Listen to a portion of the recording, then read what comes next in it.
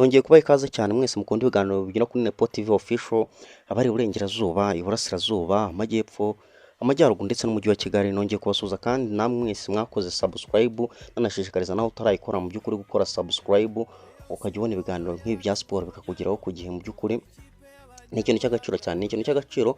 Uyu munsi rero ndaje nanjye ngo tuganire, ndaje ariko ntago ndi bumare igihe kinini cyane. Bazaniye aka breaking news, mu by'ukuri ni breaking news.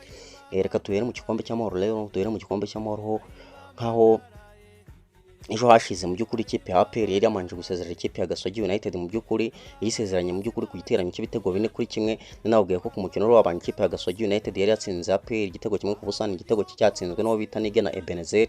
Mu by'ukuri APR kaza gukina umukino wo kwishyura ishaka kugira ngo mu by'ukuri ikuremo ikipe ya Gasogi United. Byaje kurangira ikoze comeback, mu by'ukuri itsinda ibitego 4 ku busa, ibitego birimo byatsinzwe n'abarimo ba Hakim Kawanuka mu by'ukuri na Uf Mener Ndao ndetse n'abandi bakinnyi bagiye batandukanye. Mu by'ukuri bikaza kurangira ari intsinzi y'ibitego 4 bya APR mu by'ukuri kuri kimwe cya Gasogi United muri aggregate.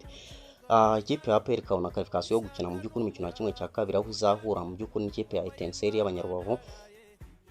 So umukino wabaye wa kimwe cya kane kuko ikipe ya Rayon Sport mu ijoro ryakeye yarayikinye na ikipe ya Police FC nkuko nayo mbivuze, bakanganya ubusa ku busa umukino wose, hanyuma hakifashishwa za penalty. Muri penalty rero byaje kurangira ikipe ya Rayon Sport mu by'ukuri ibonye qualification itsinze penalty enye mu by'ukuri kuri penalty ebyiri za Police. Ni penalty za Rayon Sport mu by'ukuri zaje kuba zitsindwa n'abarimo Muzamu Kwizera Olivier, mu by'ukuri zikanatsindwa n'abarimo uwitwa Rutahizamu Nganye waje kubaterana penalty ya nyuma. Penalty zindi zaje kuba zitsindwa n'abarimo ba Joachim Bienvenu Vinyuno, mu by'ukuri nawe yaje kubatsinda penalty neza cyane nubwo abayerewe batamuhaga amahirwe.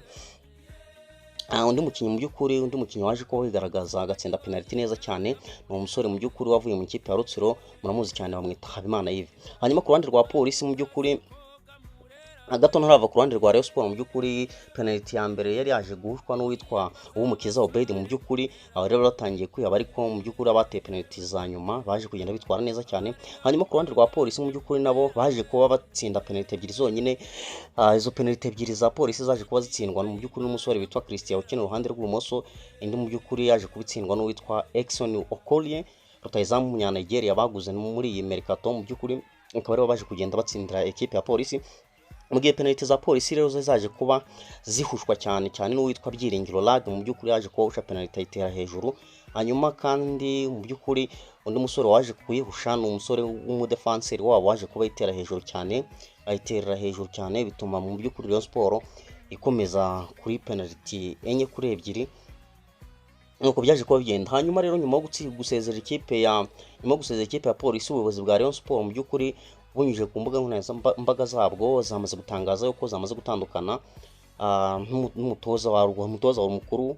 Birumvikana cyane ni Bruno Ferry. Bruno Ferry rero yaje kuba asezererwa, mu by'ukuri baje kugaragaza ko baje kuba batandukana ku bwumvikane bw'impande zombi. Uyu mutoza mu by'ukuri byagaragaraga ko afite umusaruro nyene, mu by'ukuri nkaho yaje kubanganya match 9 mu by'ukuri agatsinda 5, mu by'ukuri akabaza kubatsindwa match 2. Byaje kugaragaza ko rero umusaruro utari mwiza, bituma ikipe ya Sport itandukana nayo ku bwumvikane. Ntago ari wenyine rero waje kuba agenda, kuko yaje kujyana n'umukinnyi we mu by'ukuri yari yarizaniye witwa Yannick Bangala Litombo, umukongomani atasi bagagoza mu kibuga mu by'ukuri kandi bigaragara neza ko nta musaruro atanga.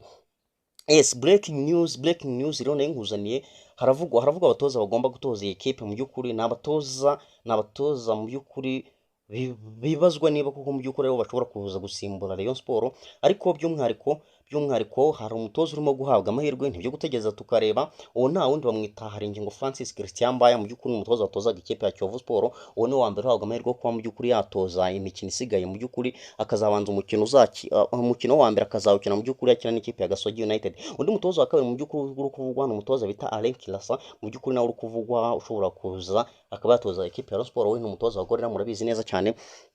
Nibyo ngibyo nihuse cyane. Ubwo ngubu muri kimwe cya kabiri ikipe ya Sport mu by'ukuri yaje kubitombora ikipe ya Gorilla Football Club, ni umugabo bita Haji, murabizi neza cyane, niyo bazahura nayo muri